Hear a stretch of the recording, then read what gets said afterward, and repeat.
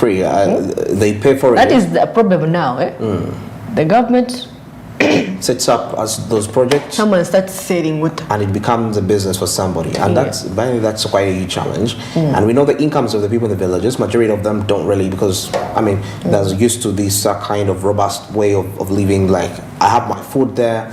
I mean, the daily expenses probably that they spend on is sugar, and a necessity like water wouldn't be something that they would actually afford to pay on a daily basis, based on their incomes. Really, just imagine that. It's quite a tricky situation. But me, you see, I feel like if we're setting up residential areas and maybe buildings, you know, we have to put a reserve tank for emergencies, because there was a time we didn't have water in Kampala. Remember that incident last year? We did not have water. So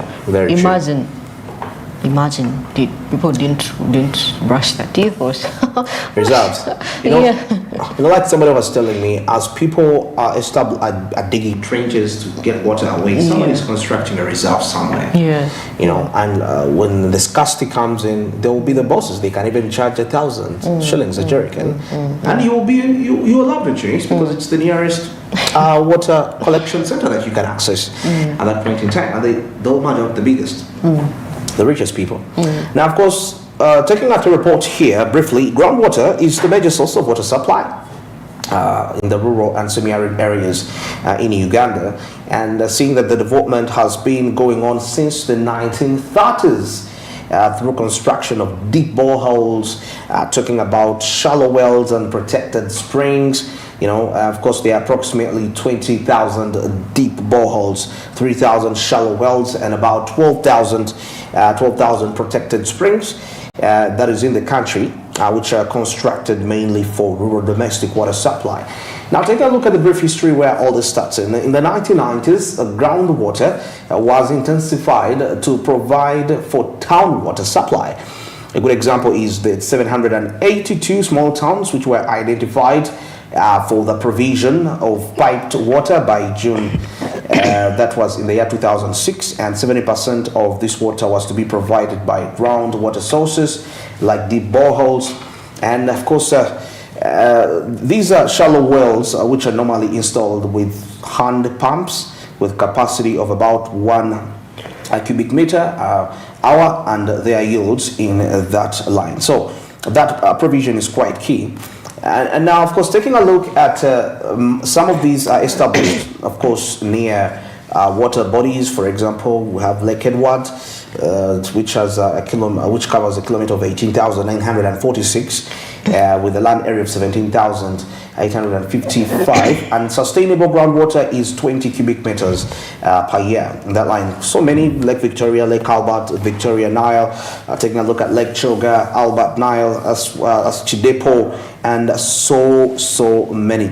Now, of course, we know that this has advantages like good quality water that definitely requires little under treatment. So now here we take a look at treatment costs, which are dealt with. But you know, like you mentioned, when it's done the modern way with the available infrastructure, where it doesn't have to come straight from the ground with the contamination, cows feeding there, so many creatures actually walking there, which becomes a little bit expensive. And it explains why we see treatments like cholera outbreaks, those typhoid, you know, which increases the budget on health costs, most especially for government.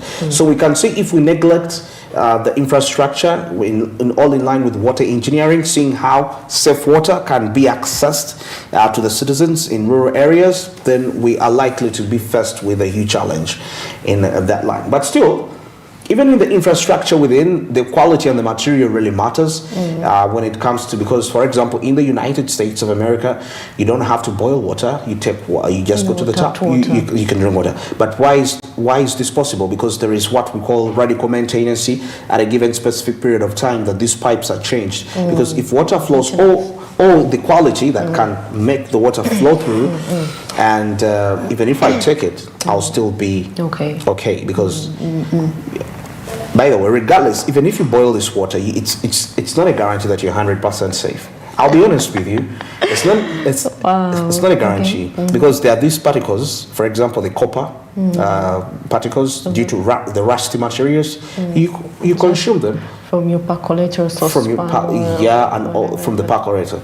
Actually, okay, the percolator might be a bit, or at least decent, but the pipe through which you're receiving that water, imagine the years it has existed. And imagine the different homes it is supplying, and it's walking through that cell. So it's carrying huge volumes of water at a given period of time.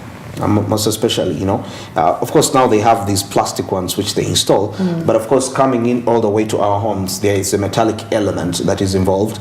And if I would think, for purposes of health, if they could find a way of also making them plastic, okay, at least we have less metal, more plastic.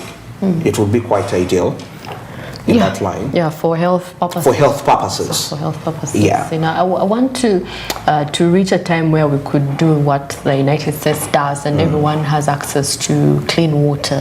Yeah. Clean water. Actually, just go to the tap and take tap. Just tap to. It's okay. You know, people have reported cases of drinking bottled water and they get sick. Bottled water. They get sick. Yeah, of course we know what they do. Most of it is more in line with, you know, they get injections to pierce this bottle at the tip and they put for you tap water. Or it could be from any source. It may not be tap or any source of water, which is not quite decent for your consumption. Now, of course, groundwater has advantages. Like we mentioned, the good quality requires little or no treatment costs, which can easily be operated and managed by users. And it makes investment and operational costs to be lower than those for surface-based systems. Now, boreholes with yields greater than 3 cubic meters are thus normally considered for installation with motorized pumps for piped water supply. Now, going back to 1996, the government of Uganda still initiated groundwater assessment studies to fully understand the nature, the extent, the reliability of the country's groundwater sources. Now, the study definitely has provided information on the distribution of behavior, you know, talking about of aquifers, talking about groundwater recharge, vulnerability to pollution, talking about impact of motorized obstruction on groundwater resources, and of course taking a look at a conceptual model of groundwater dynamics which has actually been developed. Yeah, so all this we are talking water engineering.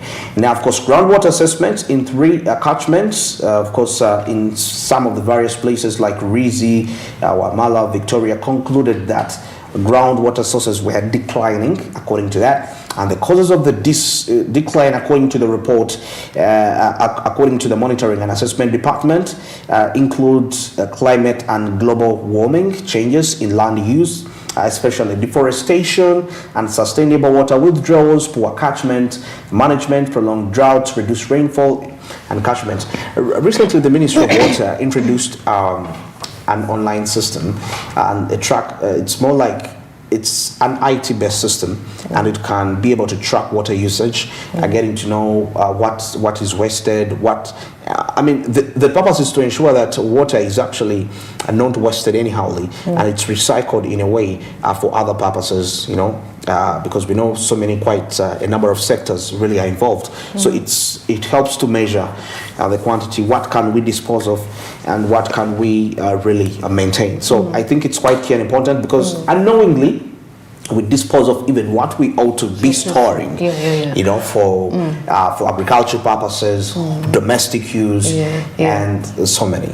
You know, for a country like Uganda, because we are really well versed with good climate change. I mean, we have rains that come in. You know, remember when someone once said that Ugandans are quite lucky. The reason as to why some of them are still laid back is because we don't have plenty, but we have enough.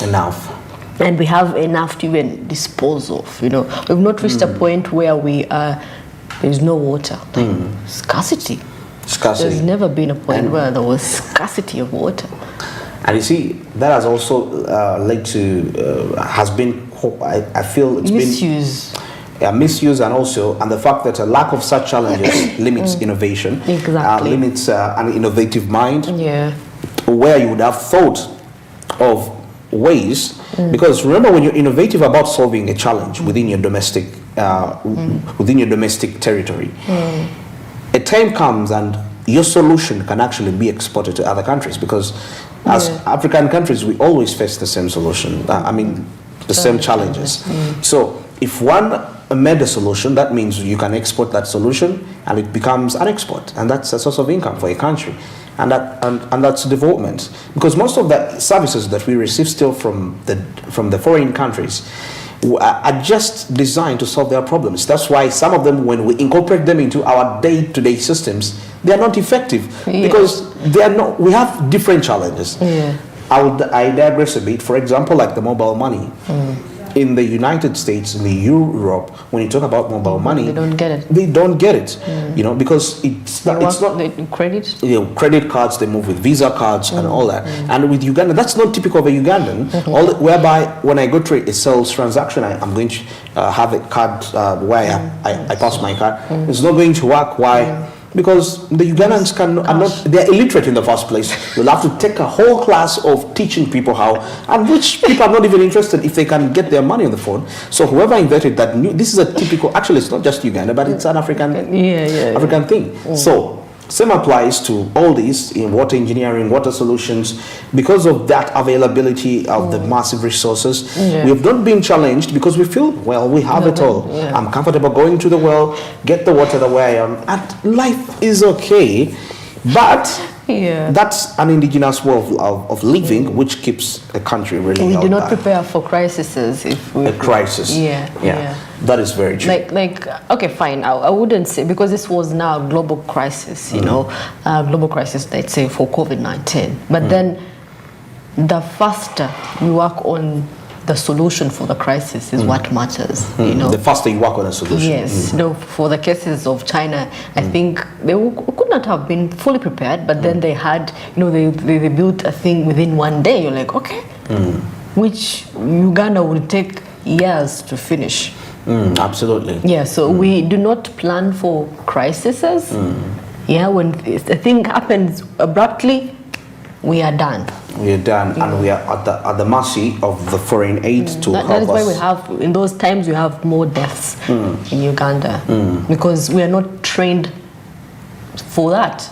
We are not trained to think in terms of, like I keep saying, we lack the aspect of think in terms of solutions. And taking a look at Africa, where we are, it's a country that is virgin of opportunities. There are quite massive opportunities, so many problems that Africa is facing, but it takes a critical, how you observe everything that is going around, how you use your internet, how you use your social media, how you can interact with people, having think tanks. Actually, think tanks are quite important, but we don't have quite many, to see how some of these challenges, because for you to able to detect a challenge and saying, according to this challenge, I think I can come up with this solution, it's a collective effort. It's a collective effort, in that line.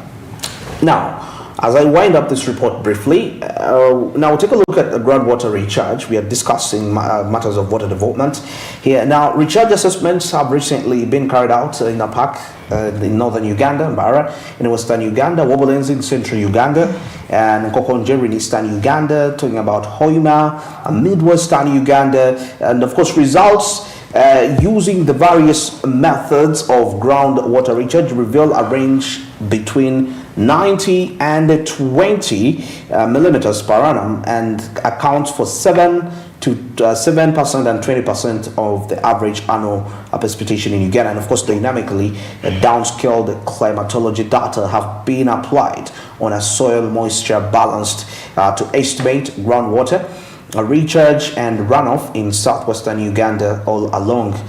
So that is quite potential, and most especially when it comes to water engineering in the country Uganda. But of course, I'll wind up by talking about the national water policy in Uganda, which was adopted in 1999, and it sets the stage for water resources management and guides development efforts aimed at improving water supply and sanitation in Uganda. It definitely also promotes new integrated approach that is to water management that guides the allocation of water and the associated investments.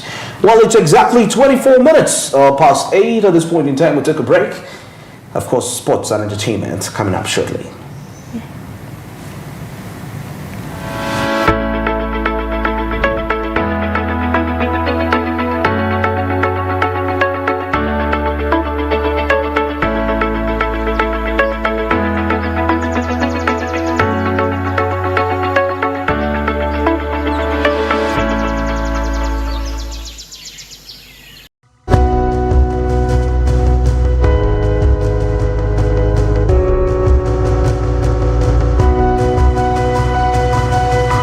Smart 24, driving business. Luxury redefined at Seasand Hotel as you indulge in the splendor of elegant living fit for the royalty that you are. Step into comfort, pampering and blissful customer-centric service as you select from our range of comfy, exquisite living quarters furnished to meet with your royal preference. Surrounded by scenic beauty, our tropical setting allows you to escape the glamorous ordeal of city life. Our ambient green gardens will guide you to a place of revitalizing rest. The 3-star restaurant caters to your palate, serving your choice menu ranging from exotic cuisines to local delicacies. Our chefs will serve you full course meals for a truly out-of-this-world culinary experience. Our fully stocked bar to whet your throat, from renowned global brand whisks, brandies, gins, beers and wines to our locally celebrated beverages, you will not lack for any brewage. It's an all-new experience in the East at Seasand Hotel, so visit today at Plot 15-19 Spire Road, Ginger, or contact us on +256 751 719 960 and +256 785 354 614 for reservations. Seasand Hotels, luxury redefined.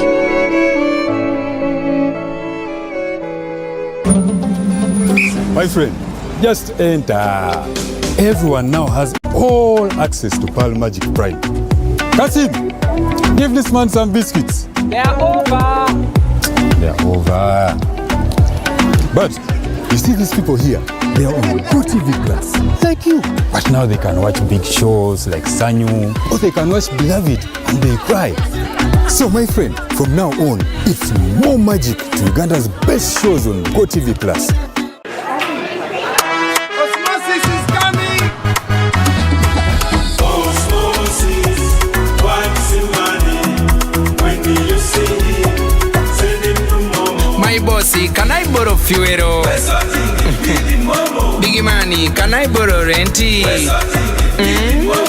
Manager, give me some caloni. Okay, what about 5K?